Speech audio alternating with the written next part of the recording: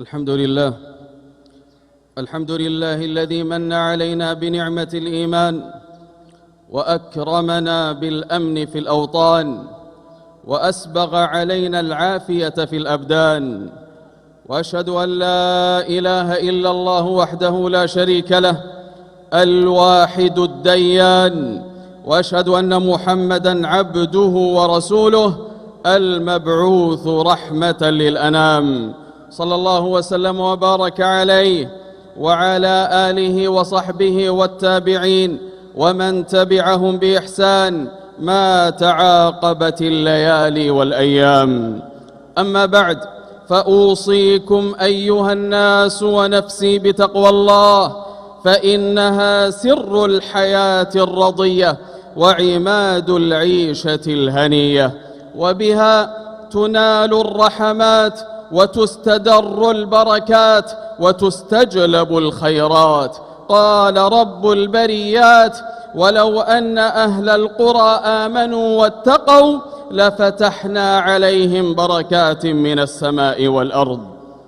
معاشر المسلمين، إن من أعظم نعم الله على عباده أن يمنحهم أوطانا يأمنون في أرجائها وبلادا ينعمون في ربوعها، فالوطن منة من جلائل المنن وعطية لا تقدر بثمن، وحبه مركوز في الفطر، وكل ذلك في الكتاب والسنة مستطر.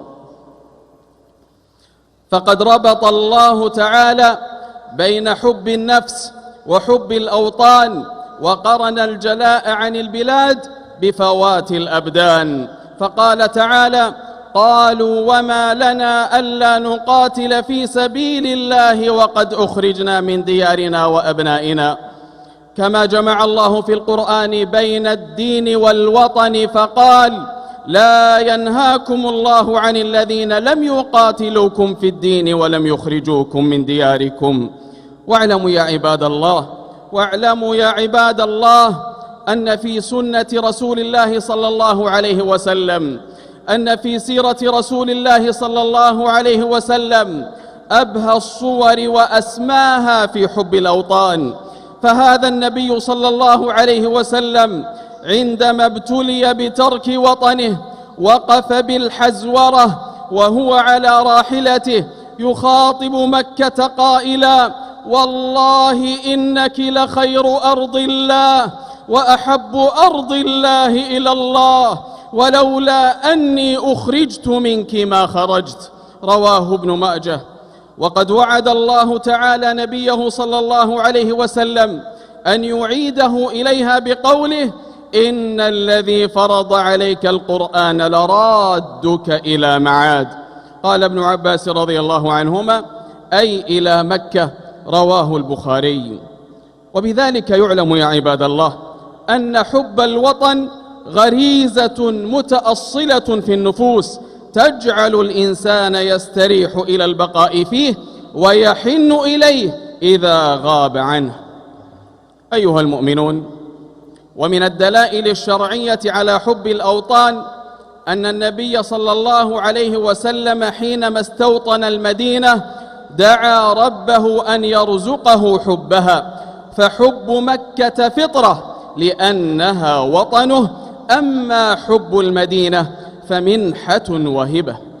ففي الصحيحين عن عائشة رضي الله عنها أن النبي صلى الله عليه وسلم قال: اللهم حبب إلينا المدينة كحبنا مكة أو أشد. ودعا النبي صلى الله عليه وسلم بالبركة فيها وفي رزقها كما دعا إبراهيم عليه السلام لمكة. وقد استجاب الله دعاءه، فكان النبي صلى الله عليه وسلم إذا خرج من المدينة لغزوة أو نحوها تحركت نفسه إليها. فعن أنس بن مالك رضي الله عنه قال: كان رسول الله صلى الله عليه وسلم إذا قدم من سفر فأبصر درجات المدينة أوضع ناقته، أي أسرع بها، وإن كانت دابة حركها من حبها. رواه البخاري. قال ابن حجر رحمه الله: فيه دلالة على فضل المدينة وعلى مشروعية حب الوطن والحنين إليه. وقال الحافظ الذهبي رحمه الله معددا طائفة من محبوبات رسول الله صلى الله عليه وسلم: وكان يحب عائشة ويحب أباها ويحب أسامة ويحب سبطيه ويحب الحلواء والعسل ويحب جبل أحد ويحب وطنه. وأمر النبي صلى الله عليه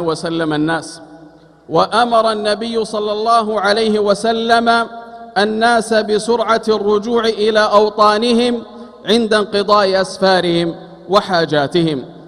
فعن أبي هريرة رضي الله عنه أن رسول الله صلى الله عليه وسلم قال: فإذا قضى أحدكم نهمته من سفره فليعجل إلى أهله. متفق عليه.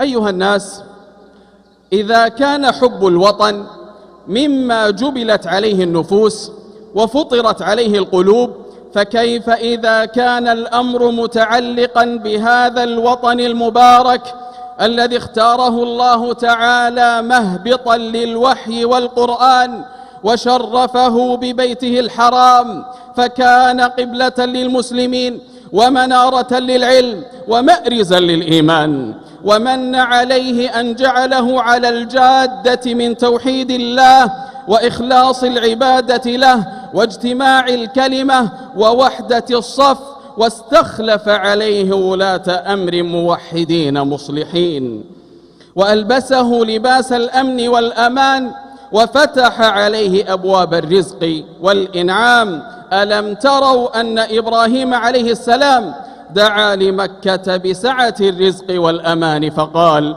رب اجعل هذا بلدا آمنا وارزق أهله من الثمرات.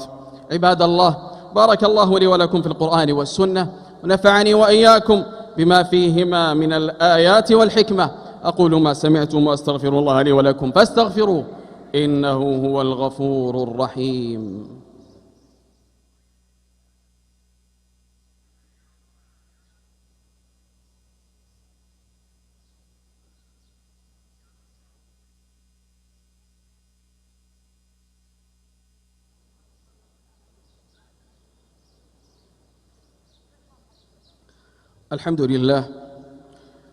الحمد لله والصلاة والسلام على رسول الله نبينا محمد وعلى آله وصحبه ومن والاه.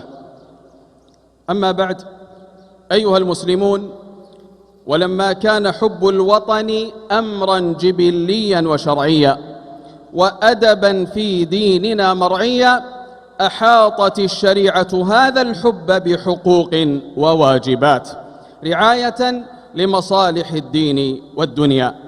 وأول تلك الحقوق وأولاها التذكير بأهمية شكر الله تعالى على نعمة الوطن، فبالشكر تدوم النعم. قال عز وجل: وإذ تأذن ربكم لئن شكرتم لأزيدنكم ولئن كفرتم إن عذابي لشديد. ثانيها التأكيد على مشروعية حب الوطن والانتماء إليه والدفاع عنه، لا سيما هذه البلاد المباركة، لأنها قبلة المسلمين ومهوى أفئدتهم، فالدفاع عنها دفاع عن الدين والمقدسات، وأمنها أمن للمسلمين، واستقرارها استقرار للناس أجمعين. قال تعالى: جعل الله الكعبة البيت الحرام قيابا للناس. ثالثها ترسيخ مفهوم السمع والطاعة لولاة أمرنا ولزوم الجماعة. قال تعالى: يا أيها الذين آمنوا أطيعوا الله وأطيعوا الرسول وأولي الأمر منكم. فقد تقرر عند أهل السنة وعلم بالضرورة من دين الإسلام أنه لا دين إلا بجماعة، ولا جماعة إلا بإمامة، ولا إمامة إلا بسمع وطاعة. فعن عبادة بن الصامت رضي الله عنه أن النبي صلى الله عليه وسلم فعن عبادة بن الصامت رضي الله عنه أنه قال: بايعنا رسول الله صلى الله عليه وسلم على السمع والطاعة في اليسر والعسر والمنشط والمكره وألا ننازع الأمر أهله. رواه البخاري. رابعها الوصية بملازمة العلماء. الوصية بملازمة العلماء الربانيين الراسخين، فملازمتهم والاستنارة بآرائهم سداد في الرأي وتحقيق للمصالح ودرء للمفاسد ودحض لشبه المرجفين وأكاذيب المغرضين. قال تعالى: ولو ردوه إلى الرسول وإلى أولي الأمر منهم لعلمه الذين يستنبطونه منهم. أيها المسلمون، إن من أعظم المصائب وقعا وأشدها خطبا فقد العلماء العاملين وحملة الشرع البصيرين. وقد أصيبت أمة الإسلام بوفاة عالم من علمائها الراسخين وعلم من أعلامها الربانيين، الداعية إلى الله تعالى على علم وبصيرة، المجاهد في سبيل الحق والهدى، وهو المفتي العام للمملكة ورئيس هيئة كبار العلماء سماحة العلامة الشيخ عبد العزيز بن عبد الله آل الشيخ، الذي قضى عمره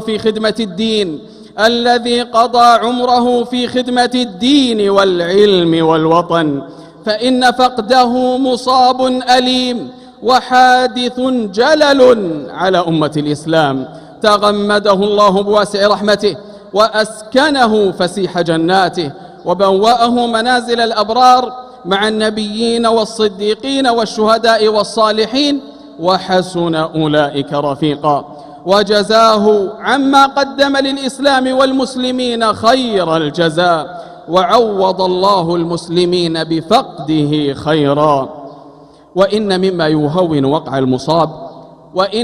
يهون وقع المصاب ومرارة الحزن أن الله تعالى مكن لهذا الدين وقيض له علماء مخلصين وفقهاء بصيرين، ولا سيما علماء هذه البلاد المباركة يحملون رسالة الإسلام ويدعون إلى دين الله على علم وبصيرة، فبارك الله في حياتهم وسدد على طريق الحق خطاهم، ومن على الجميع بالصبر والاحتساب في الفقيد رحمه الله. أيها الناس، وخامس الحقوق والواجبات تعزيز الأمن الفكري والوعي الاجتماعي والوعي المجتمعي لحماية الناس وتحصينهم من العقائد الفاسدة والأفكار المنحرفة والجماعات المتطرفة التي تسعى لشق عصا الطاعة وتفريق الكلمة وإفساد النشء والشباب وتوهين قوى المجتمع.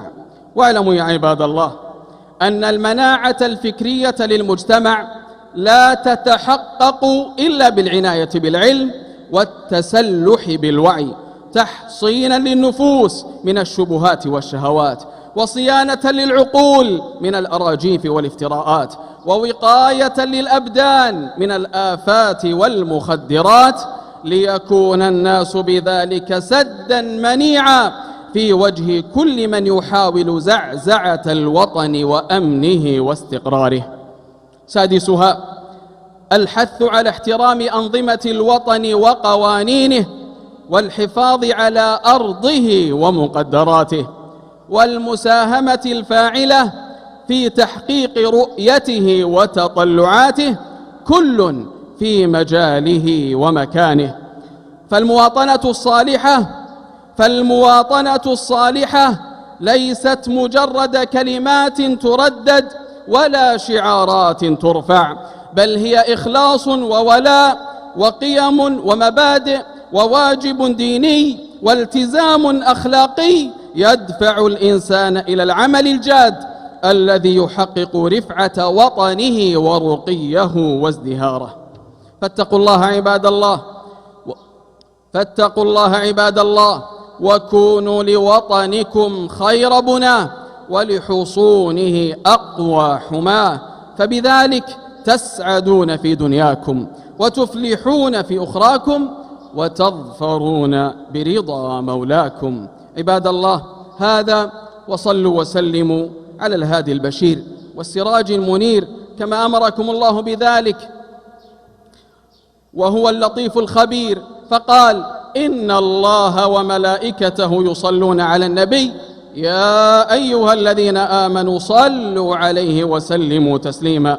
فاللهم صل وسلم وبارك على الرسول الأمين وعلى آله الطيبين الطاهرين وعلى أزواجه أمهات المؤمنين، وارض اللهم عن الخلفاء الأربعة الراشدين وعن الصحابة أجمعين والتابعين ومن تبعهم بإحسان إلى يوم الدين، وعنا معهم بعفوك وجودك وإحسانك يا أكرم الأكرمين. اللهم أعز الإسلام والمسلمين، اللهم أعز الإسلام والمسلمين، اللهم أعز الإسلام والمسلمين واحمي حوزة الدين، واجعل هذا البلد آمنا مطمئنا رخاء وسائر بلاد المسلمين يا رب العالمين. اللهم أيد بالحق إمامنا وولي أمرنا خادم الحرمين الشريفين الملك سلمان، وولي عهده الأمير محمد بن سلمان، ووفقهما وأعوانهما لكل ما فيه صلاح للبلاد والعباد وعز وتمكين للإسلام والمسلمين، واحفظ على هذه البلاد عقيدتها وأمنها وأمانها وقيادتها وعلماءها ورجال أمنها وجنودها واجتماع كلمتها واستقرارها وازدهارها، واجعلها شامخة عزيزة إلى يوم الدين. اللهم فرج هم المهمومين، اللهم فرج هم المهمومين ونفس كرب المكروبين واقض الدين عن المدينين، واشف مرضانا ومرضى المسلمين، وارحم اللهم موتانا وموتى المسلمين برحمتك يا أرحم الراحمين. اللهم انصر إخواننا المستضعفين في فلسطين، اللهم انصر إخواننا المستضعفين في فلسطين، اللهم انصر إخواننا المستضعفين في فلسطين، اللهم اشف مرضاهم وداو جرحاهم وأطعم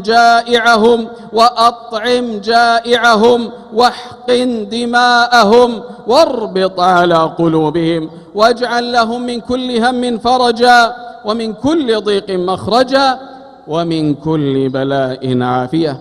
سبحان ربك رب العزة عما يصفون وسلام على المرسلين والحمد لله رب العالمين.